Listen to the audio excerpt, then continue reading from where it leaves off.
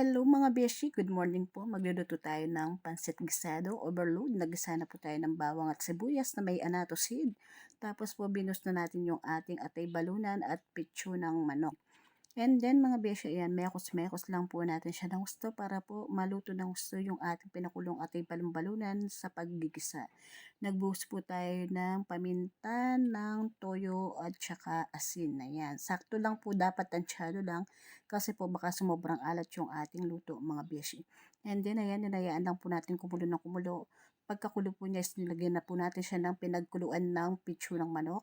Tapos binuhos na rin po natin yung ating carrots at saka yung ating celery mga beshi. Request po ng customer natin na may celery kaya sinunod po natin. Nasa mga customer po natin mga beshi, pagka gusto nilang may celery gagawin po natin. Tapos po ayan, nabuhos na po yung ating bihon mga beshi. Namimekos-mekos na po natin yung ating bihon para po maluto ng gusto at saka po yung nilagyan natin pampalasang liquid is ma-absorb ng ating bihon.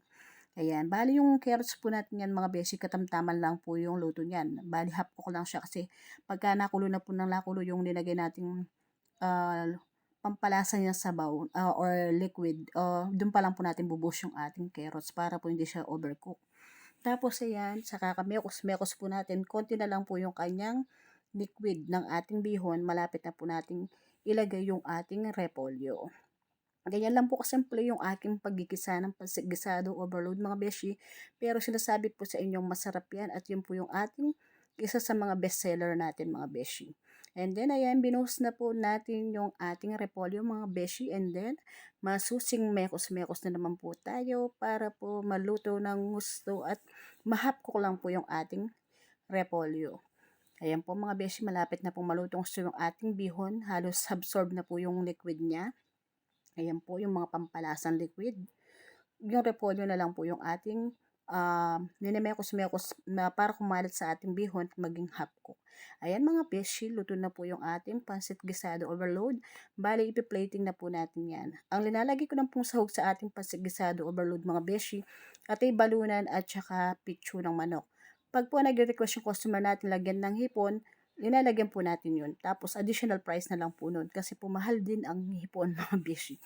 Ayan po mga beshi. Bali, minekos-mekos ko pa po siya ng konti dahil parang mayroon pa siyang konting liquid-liquid. Ayan po.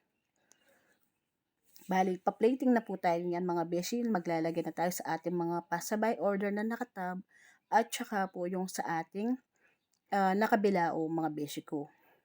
Ayan po mga beshi yung ating masarap na pansit gisado overload bestseller.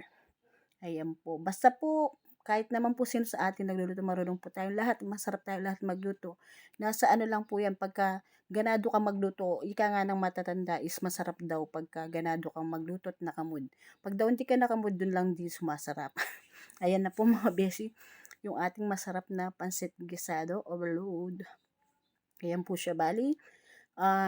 Request po ng customer natin yung walang lechong kawali kasi kulang daw yung budget niya. Pero ang ginawa ko po is, nilagyan ko na po siya ng lechong kawali, total birthday naman po niya. Pampa-birthday na lang po natin sa kanya yun. Kaya nilagyan po natin toppings ng lechon kawali mga bishi. Kaya po naka-plating na po, nakalagay na po sa 1,000 ml tab yung ating mga pasobrang order. And then nakalagay na po sa 2 bilao yung iba mga bishi. Ayan po, yung ating masarap na pansit gisado overload na yan mga beshi. Tingnan nyo naman po, talagang parang paumbok na pabundok yung ating pansit sa bilao mga beshi ko. Tingnan nyo na po, apaw na apaw siya mga beshi. Para po sulit yung binabayad nyo sa amin kasi pinagpaguran nyo po yan, dapat masarap at saka sulit na sulit. And then ayan po, linagyan natin po natin ng lechong kawali yung mga pasabay order nating tab. Ayan po. Bali 1,000 ml po yan, 120 pesos lang po. Kung hindi malakas kumain, pwede na po yung 3 tao sa isang 1 tab. Pero kung malakas kumain po, 2 tao lang ang pwedeng kumain sa 1,000 ml na tab pasabay order. Ayan po mga besh ko. Tapos po yung sa mga bilao naman po natin small is basta't wala pong Sharon, good to 12 po katao yan. 12 packs nakakain.